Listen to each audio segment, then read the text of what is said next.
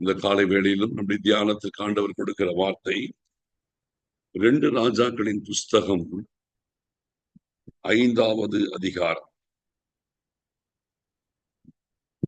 10வது வசனத்தை நான் வாசிக்கிறேன். 2 ராஜாக்கள் 5:10. அப்பொழுது எலிசா அவனிடத்தில் ஆள் அனுப்பி, நீ போய் யோர்தானில் 7 தரம் ஸ்நானம் பண்ணு, அப்பொழுது உன் மாம்சம் மாறி நீ சுத்தமாவாய் என்று சொன்னான். எலிசா தன்னுடைய வேலைக்காரனை அனுப்பி நாகமானிடத்திலே சொன்ன ஒரு செய்தி.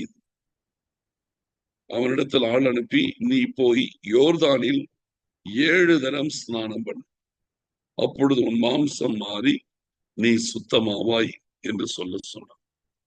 7 தரம் ஸ்நானம் பண்ணு, அப்பொழுது உன் மாம்சம் மாறும். இந்த நாகமான் சீரிய இராணுவத்தின் படை தளபதி.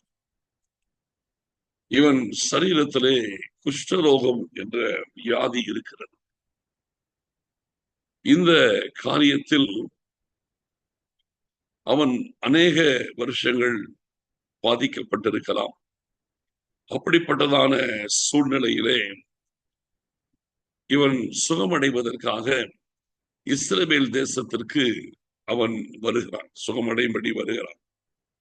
அதை குறித்து அவன் வீட்டில் இருக்கிற ஒரு சிறு பெண்ணினுடைய மூலமாக செய்தி கேள்விப்பட்டு அங்க வரும் பொழுதே இவன் ஒரு பெரிய படை தளபதி என்கிற ஒரு ஸ்தானத்தோடு வருகிறான்.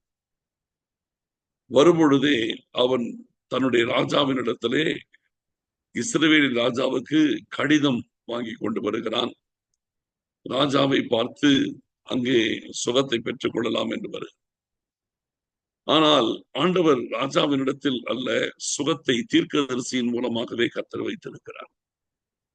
அப்போ அதன் பிறகு அவன் தீர்க்கதரிசியை சந்திக்க வருகிறான். தீர்க்கதரிசியை சந்திக்க வந்த உடனே அவனுடைய எதிர்பார்ப்பு ரொம்ப பெருசா இருக்கு. இந்த ஃபுல்லா சாப்டர் எல்லாத்தையும் வேர்ட் பை வேர்ட் படிக்க இப்போ எனக்கு டைம் இல்லை. தீர்க்கதரிசியை சந்திக்க வரும் பொழுது இவனுக்கு ஒரு பெரிய எதிர்பார்ப்பு.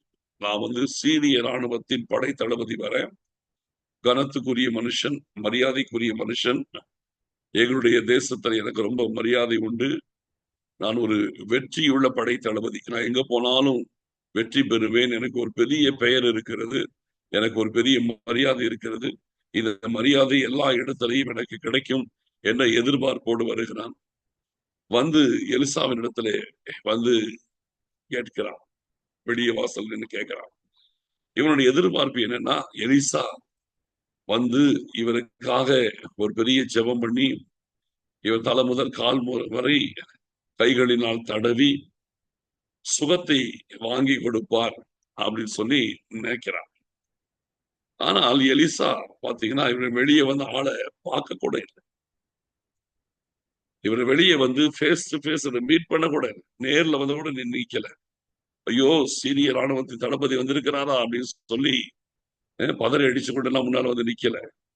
அவன் வெளியவே வரல, வீட்டுக்குள்ளேயே இருந்துட்டு வேலைக்காரனை மட்டும் கூப்பிட்டு சொல்றான், அந்த மனுஷனை போய் யோர்தான் நதியில 7 தடவை ஸ்நானம் பண்ண சொல்லு, சரியா போயிடும். இப்படி அவன் சொன்ன உடனே இந்த எதிர்பார்ப்போடு வந்த படை தளபதிக்கு ரொம்ப ஏமாற்றம். எலிசா தன்னை கனம் பண்ணி தன்னை சுகமாக்குவார் நினைச்சா, என் வெளியில தன்னை பார்க்க கூட இல்லையே, வெளியவே வரல, உள்ளேயே இருந்துட்டு அந்த வேலைக்காரன் மூலமா சொல்லி அனுப்புறான், வெளியில கூட வரல. ரெண்டாவது, அவனுக்கு முதலாவது தன்னை குறித்த பெருமை, ரெண்டாவது தன்னுடைய தேசத்தை குறித்து அவனுக்கு பெருமை இருக்கு. இவன் தனக்கு தன்னை தொட்டு சுகமாக்குவான்னு பார்த்தாக்க, யோர்தான் நதியில் 7 தடவை முடுகின்றாரே, எங்கள் தேசத்தில் இல்லாத நதியா இந்த யோர்தான் நதி? எங்கள் தேசத்தில் இதை விட பெரிய நதிகள்லாம் இருக்குது, சிறந்த நதிகள்லாம் இருக்குது, அங்கு போய் நாங்க முழுக மாட்டோனா? இவன் சொல்ற இந்த யோர்தான் நதியெல்லாம் முழுகணுமா என்று சொல்லி அவனுக்கு தன் தேசத்தை குறித்த ஒரு பெருமையும் இருக்குது. தன்னை குறித்த பெருமை, தேசத்தை குறித்த பெருமை, இதெல்லாம் இருக்குது. அதுக்கும் கோபம் வந்துருச்சு அவனுக்கு. ஏன்னா இவர் யோர்தான்ல போய் குடிக்க சொல்றாரு. இத சொல்லும் பொழுது அந்த நாகமானுடைய வேலைக்காரர்கள் நாகமானுக்கு சொல்றாங்க, நாகமானே, ஒருவேளை இந்த தீர்க்கதரிசி ஒரு கடினமான காரியத்தை சொல்லியிருந்தா செஞ்சிருப்பீங்கல்ல. ஸ்நானம் பண்ணுன்னு தானே சொன்னாரு. யோர்தான்ல 7 தடவை குளிக்க மூழ்கி எழுந்திருக்க தானே சொன்னாரு.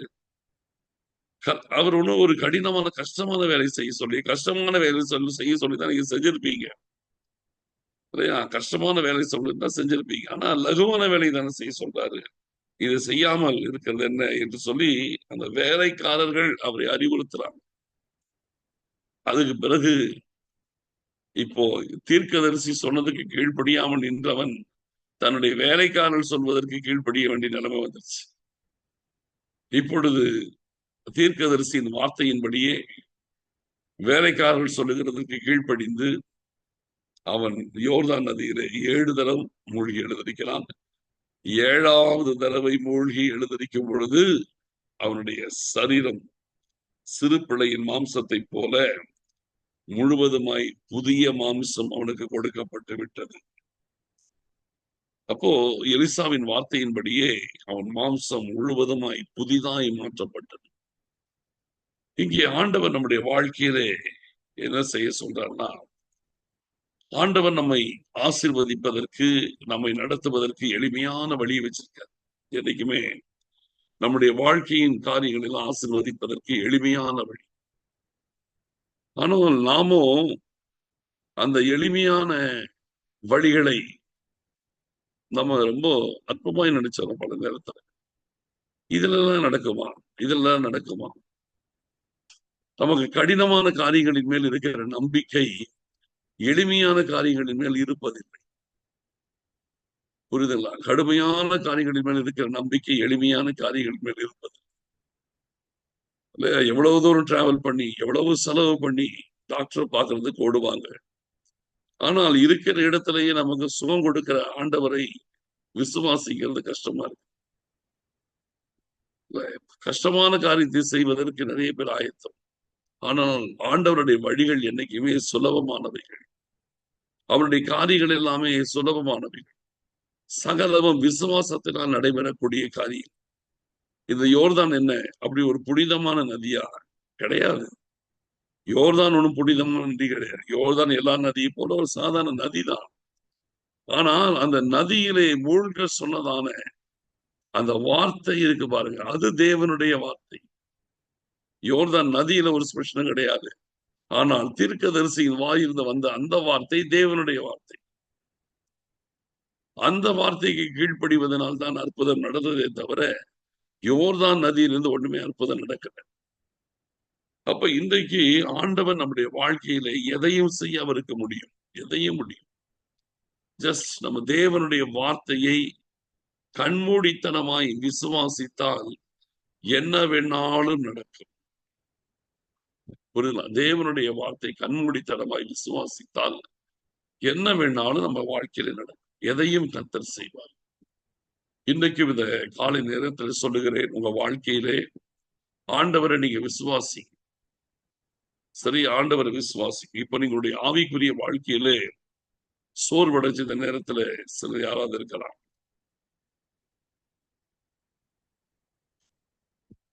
இந்த வாழ்க்கையில சில பிரச்சனைகளை ஜெயிக்க முடியாத நிலைமையில் சிலர் இருக்கலாம். ஜெப அபிஷேகத்தை இழந்துவிட்ட நிலைமையில சிலர் இருக்கலாம். வசனத்தின் மேல் இருக்கிற வாஞ்சைகளை இழந்தவர்களாய் சிலர் இருக்கலாம். ஆத்துமாக்களை குறித்த பாரத்தை இழந்தவர்களாய் இருக்கலாம். ஆண்டவருடைய சமூகத்தில் எதையோ இழந்திருப்பீர்கள். அன்னைக்கு நாகமான் ஆரோக்கியத்தை இழந்திருந்தார். கர்த்தர் அவனை படைத்த பொழுது நல்ல மாம்சத்தோடு படைத்திருந்தார். இப்பொழுது அந்த மாம்சம் குஷ்டரோகத்தினால் பாதிக்கப்பட்டு மிகப்பெரிய பாதிப்போடு இருக்கிறது. இன்றைக்கு உங்களுடைய வாழ்க்கையில் அதை போல ஏதோ ஒரு நல்ல காரியத்தை நீங்கள் எழுந்து நிற்கலாம். அதுக்கு நீங்க ஒன்னும் பெருசா கஷ்டப்பட வேண்டாம். ஆண்டவரை விசுவாசித்தால் தேவனுடைய மகிமையை நீங்க பார்ப்பீங்க. ஆண்டவரை நீங்கள் விசுவாசித்தால் நீங்கள் இழந்ததை நீங்கள் திரும்ப பெற முடியும். ஆண்டவரை விசுவாசித்து அவருடைய வார்த்தைக்கு கீழ்ப்படிந்தால் நீங்கள் எதையெல்லாம் இழந்திருந்தாலும் அத்தனை காரியங்களையும் உங்க வாழ்க்கையில திரும்பவும் அடைய முடியும். ஆண்டவர் எளிமையாய் செய்கிறவர், விசுவாசத்தின் அடிப்படையில் செய்கிறவர். அற்புதங்களை சாதாரணமாய் அனாவசியமாய் செய்கிறவராய் இருக்கிறார். இன்னைக்கு உங்களுடைய வாழ்க்கையில் நீங்கள் எந்த நிலையில் இருந்தாலும் சரி, இப்ப நீங்க சோர்வடைய கூடாது. இன்றைக்கு உங்களுக்கு ஒரு விடுதலை கர்த்தருடைய சமூகத்தில் நிச்சயம் உண்டு. இன்றைக்கு ஒரு பெரிய ஆவிக்குரிய விடுதலை உங்கள் வாழ்க்கையிலே உண்டு. உங்கள் சரீரத்திலே இருக்கிற பலவீனத்திலிருந்து உங்களுக்கு ஒரு விடுதலை உண்டு. ஆத்மாவில் இருக்கிற பலவீனத்திலிருந்து உங்களுக்கு ஒரு விடுதலை உண்டு. உங்கள் வாழ்க்கையிலே, குடும்பத்திலே மற்றும் எந்த காரியத்திலே நீங்கள் எந்த காரியத்திலே சிக்கிக் கொண்டிருந்தாலும், அல்லது ஏதாவது ஒரு காரியத்திலே நீங்கள் அடிமைத்தனத்துக்குள் இருந்தாலும், அந்த அடிமைத்தனத்திலிருந்து உங்களுக்கு இன்றைக்கு ஒரு விடுதலை உங்களுக்கு உண்டு. ஒரே ஒரு காரியம், ஜஸ்ட் நீங்க பிலீவ் பண்ணணும். இயேசு கிறிஸ்து உங்களுக்கு விடுதலை கொடுப்பார். இயேசு கிறிஸ்து உங்களுக்கு சுகத்தை கொடுப்பார். இயேசு கிறிஸ்து உங்களுக்கு இன்னைக்கு ஒரு அற்புதத்தை செய்வார். இயேசு கிறிஸ்துவின் நாமத்தினாலே ஒரு வல்லமை வெளிப்பட போகிறது. உங்கள் வாழ்க்கையில் ஒரு மகிமையான காரியம் இன்னைக்கு நடக்க போகிறது. இது ஒரு விடுதலையின் நாள். இப்ப நம்ம வழக்கமான சூழ்நிலை தான் இன்னைக்கு நம்ம வந்திருக்கிறோம். ஆனால் வழக்கத்துக்கு மாறான காரியங்களை கர்த்தர் செய்ய வல்லவரா இருக்கிறார். வழக்கமாக டெய்லி வர அதே சூழ்நிலை தான் இன்னைக்கு நம்ம வந்திருக்கிறோம். ஆனால் இன்றைக்கு கர்த்தர் இந்த இடத்துல வைத்து உங்கள் வாழ்க்கையில ஒரு பெரிய புதிய திருப்பத்தை, ஒரு புதிய விடுதலையை கர்த்தர் இன்னைக்கு தரப்போகிறார். ஆண்டவருடைய வல்லமையும் அவருடைய அபிஷேகமும் உங்கள் வாழ்க்கையில இன்னைக்கு கரை புரண்டு ஓட போகிறது. ஆண்டவருடைய மகிமை இன்றைக்கு இந்த இடத்துல வைத்து வெளிப்பட போகிறது. நீங்க ஒரு மொபைல் போனுக்கு முன்னால் உட்கார்ந்துட்டு இருக்கலாம், அல்லது ஒரு லேப்டாப்புக்கு முன்னால் உட்கார்ந்து கொண்டு இருக்கலாம். ஆனால் நீங்கள் மொபைல் போனுக்கு முன்பாகவோ லேப்டாப்புக்கு முன்பாகவோ அல்ல, கர்த்தருக்கு முன்பாக இருக்கிறீர்கள் என்பதை நீங்க மறந்து போகாதீங்க. கர்த்தருக்கு முன்பாக இருக்கிறீர்கள். ஆண்டவர் இன்னைக்கு உங்க வாழ்க்கையில் ஒரு பெரிய காரியத்தை செய்ய போறாரு. நீங்கள் இப்பொழுது கர்த்தருக்கு முன்பாக இருக்கிறீர்கள். கர்த்தர் ஒரு காரியத்தை உங்களுக்கு முன்பாக இருக்கிற ஆண்டவர் இப்பொழுது உங்கள் வாழ்க்கையிலே செய்ய போறாரு. நீங்கள் எளிமையான விதத்திலே பெரிய காரியத்தை அடைவதுதான் கர்த்தருடைய சித்தமாய் இருக்கிறது. எல்லாரும் ஆண்டவரை நோக்கி பார்ப்போமா? ஆண்டவர் ஒரு அற்புதத்தை இன்னைக்கு உங்களோட ஆவியிலும் ஆத்மாவிலும் சரீரத்திலும் செய்ய போகிறது நீங்கள் பார்க்க போறீங்க. இப்பொழுது இந்த ஜெபம் ஜஸ்ட் ஒரு 2 நிமிஷம், ஒரே ஜெபம், 2 நிமிஷம் ஜெபம். இந்த 2 நிமிஷம் ஜெபத்திலே ஆண்டவர் உங்களுக்கு பெரிய காரியத்தை செய்கிறதை பார்ப்பீர்கள். எல்லாரும் ஆண்டவரை நோக்கி பார்ப்போம். எல்லாரும் கர்த்தரை நோக்கி பாருங்கள். ஜஸ்ட் விசுவாசத்தோடு ஆண்டவர் உங்களுக்கு முன்னால் நிற்கிறார். நீங்கள் இப்பொழுது ஒரு லேப்டாப்புக்கு முன்பதாகவோ ஒரு மொபைல் போனுக்கு முன்பதாகவோ இல்லை, இயேசு கிறிஸ்துவுக்கு முன்பாய் நிற்கிறீர்கள். இயேசு கிறிஸ்துவுக்கு முன்பாய் இருக்கிறீர்கள். இப்பொழுது இயேசு கிறிஸ்து உங்களுக்கு முன்பாய் இருக்கிறார் என்பதை விளங்க பண்ண போறார். Thank you Lord. உமக்கு நன்றி ஆண்டவரே, உமக்கு நன்றி அப்பா, உமக்கு நன்றி ஆண்டவரே. உமது பிள்ளைகள் உமக்கு முன்பாய் வந்திருக்கிறார்கள் அப்பா. உமது பிள்ளைகள் இப்பொழுது உமக்கு முன்பாய் வந்திருக்கிறார்கள். உங்களுடைய பிள்ளைகள் உமக்கு முன்பாய் இப்பொழுது இருக்கிறார்கள் அப்பா. இப்பொழுதே நீங்க எப்படிப்பட்டவர் என்பதை உங்களுடைய பிள்ளைகளுக்கு நீங்க விளங்க பண்ண போறீங்க. அதற்காக ஸ்தோத்திரம் ஆண்டவரே. Thank you lord. சோத்தரிக்கிறோம், சோத்தரிக்கிறோம், சோத்தரிக்கிறோம், சோத்தரிக்கிறோம், சோத்தரிக்கிறோம். இயேசு கிறிஸ்துவின் நாமத்தினாலே தேவ வல்லமை வெளிப்படுவதாக. இயேசு கிறிஸ்துவின் நாமத்தினாலே தேவ வல்லமை வெளிப்படுவதாக. இயேசு கிறிஸ்துவின் நாமத்தினால் அபிஷேக வல்லமை ஒவ்வொருவர் மேலும் வெளிப்படுவதாக. இப்பொழுது பிள்ளைகள் இருக்கிற வீடுகளில், அந்த அறைகளிலே தேவ வல்லமை, தேவ வல்லமை இயேசு கிறிஸ்துவின் நாமத்தினாலே தேவ வல்லமை வெளிப்படுகிறது. இயேசு கிறிஸ்துவின் நாமத்தினாலே தேவ வல்லமை வெளிப்படுகிறது. இயேசு கிறிஸ்துவின் நாமத்தில் சொல்லுகிறேன்.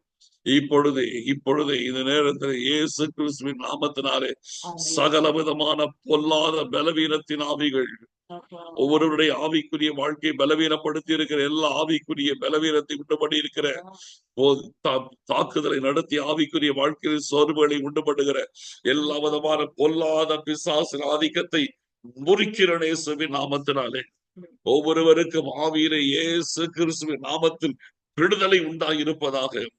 ஒவ்வொருவருடைய வாழ்க்கையிலும் பிசாசானவனால் தாக்கப்பட்டு ஆவிக்குரிய வாழ்க்கையில் ஒரு மந்த நிலைமைக்குள் தள்ளப்பட்டவர்கள் இயேசு கிறிஸ்துவின் நாமத்தில் விடுவிக்கப்படுகிறீர்கள். இயேசு கிறிஸ்துவின் நாமத்தில் கம்ப்ளீட்டா விடுவிக்கப்பட்டீர்கள். இயேசு கிறிஸ்துவின் நாமத்தினாலே இப்பொழுது ஒரு புதிய விடுதலை உங்கள் ஆத்மாவிலே உண்டாயிற்று. இயேசு கிறிஸ்துவின் நாமத்தினாலே ஜெபிக்க முடியாதபடி துதிக்கிறதற்கு கடினமாய் காணப்பட்ட ஒவ்வொருவர் மேல் இருக்கிற நுகத்தடிகள் முறிக்கப்பட்டது இயேசு கிறிஸ்துவின் நாமத்தில். Thank you Lord. சரீரத்தில் இப்பொழுது தேவ வல்லமையை கர்த்தர் விளங்க பண்ணுகிறார். தேவ வல்லமை இறங்கட்டும். பரிசுத்தாவினுடைய அபிஷேகத்தின் வல்லமை ஒவ்வொரு சரீரங்களிலும் வெளிப்படுவதாக. தேவ வல்லமை இப்பொழுது வெளிப்பட்டு கொண்டிருக்கிறது. உங்கள் சரீரத்தில் இருக்கிற வியாதிகள், நோய்கள், பலவீனங்கள் சகலத்தையும் சுகமாக்கும்படியாக ஆண்டவருடைய சுகமளிக்கும் வல்லமையோடு ஆண்டவர் இப்பொழுது உங்களுக்கு முன்பாக இருக்கிறார். ஆண்டவர் தம்முடைய சுகமளிக்கும் வல்லமையோடு கர்த்தர் இப்பொழுது உங்களுக்கு முன்பாக இருக்கிறார். இயேசு கிறிஸ்துவின் நாமத்தில் ஒவ்வொரு சரீரத்திலும் சுகம் உண்டாகியிருக்கட்டும். ஒவ்வொரு சரீரத்திலும் இயேசு கிறிஸ்துவின் நாமத்தில் ஆரோக்கியம் உண்டாவதாக. சரீரங்களை பலவீனப்படுத்துகிற பலவீனத்தின் ஆவிகள் இயேசு கிறிஸ்துவின் நாமத்தில் ஒவ்வொரு சரீரத்தை விட்டு வெளியேறுகிறது. இயேசு கிறிஸ்துவின் நாமத்தில் பலவீனத்தின் ஆவிகளின் கட்டுகள் முற்றிலும் முறியடிக்கப்பட்டது. எஸ், பலவீனங்கள் நீங்க சுகமடைந்தீர்கள் இயேசுவின் நாமத்தினாலே. எஸ் ஜீசஸ், ஹல்லேலூயா, சோத்திரம். நன்றி ஆண்டவரே, சோத்தரிக்கிறோம். அடிமைத்தனத்தின் ஆவிகளுக்கு விரோதமாய் வருகிறோம். சிலரை அடிமைத்தனம் பண்ணி கொண்டிருக்கிற அடிமைத்தனத்தின் ஆவிகள் இயேசு என்ற நாமத்தில் சொல்லுகிறேன், ஒவ்வொருவர் மேல் கரத்தை கெடு இயேசு கிறிஸ்துவின் நாமத்தினால். பொல்லாத அடிமைத்தனத்தின் ஆவி எந்த சரீரத்திலும் இருக்க அனுமதி இல்லை. அடிமைத்தனத்தின் ஆவிகளின் நுகங்களை முறிக்கிறேன் இயேசு கிறிஸ்துவின் நாமத்தில். எஸ் ஜீசஸ், ஹல்லேலூயா. உமக்கு நன்றி, நன்றி ஆண்டவரே, உமக்கு ஸ்தோத்திரம். சோத்தரிக்கிறோம், சோத்தரிக்கிறோம், சோத்தரிக்கிறோம், சோத்தரிக்கிறோம், சோத்தரிக்கிறோம். எல்லா மகிமை கர்த்தருக்கே செலுத்துவோம். சோத்திரம் ஆண்டவரே, சோத்தரிக்கிறோம். அப்பா, இந்த நாளில் 50 பிள்ளைகளை நீங்கள் தனிப்பட்ட விதத்தில் தொடுவது முடிய சித்தமாய் இருந்தது. அதற்காக உமக்கு சோத்திரம், சோத்திரம், சோத்திரம், சோத்திரம், சோத்திரம், சோத்திரம். உமக்கு நன்றி ஆண்டவரே, நம்மை சோத்தரிக்கிறோம், சோத்தரிக்கிறோம் ஆண்டவரே, உமக்கு சோத்திரம். அப்பா, ஆண்டவர் பெரிய காரியங்களை செய்கிறதற்காக உமக்கு சோத்திரம். நன்றி ஆண்டவரே, உமக்கு சோத்திரம், சோத்திரம், சோத்திரம், சோத்திரம், சோத்திரம், சோத்திரம். நீங்க மாத்திரம் மகிமைப்பட்டதற்காக சோத்திரம், சோத்திரம், சோத்திரம், சோத்திரம், சோத்திரம். துதி, கன, மகிமை யாவற்றையும் நாங்கள் உமக்கு செலுத்துகிறோம். இயேசு கிறிஸ்துவின் மூலம் ஜெபிக்கிறோம் நல்ல பிதாவே, ஆமென், ஆமென். என் ஆத்துமாவே கர்த்தரை சோத்தரி, என் முழு உள்ளமே அவருடைய பரிசுத்த நாமத்தை சோத்தரி. என் ஆத்துமாவே கர்த்தரை சோத்தரி, அவர் செய்த சகல உபகாரங்களை மறவாதே. ஆமென், ஆமென்.